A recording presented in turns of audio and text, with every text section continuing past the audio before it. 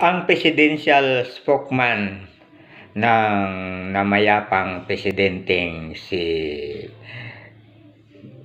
Benigno Aquino III na si Ronald Llamas ay nagsabing malamang lang daw na papasukin na ni President Marcos ang ICC sa bansa.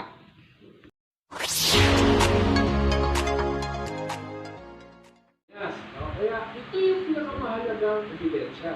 Ito yung tinatawag ng mga abogado na smoking gun.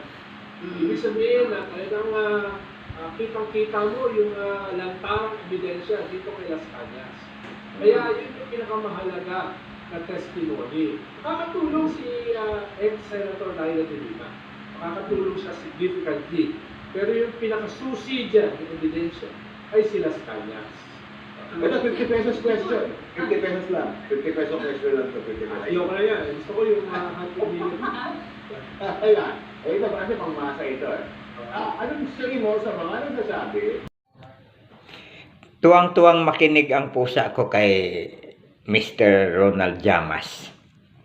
Huwag niyo akong kalimutang i-follow, comment, like, and share.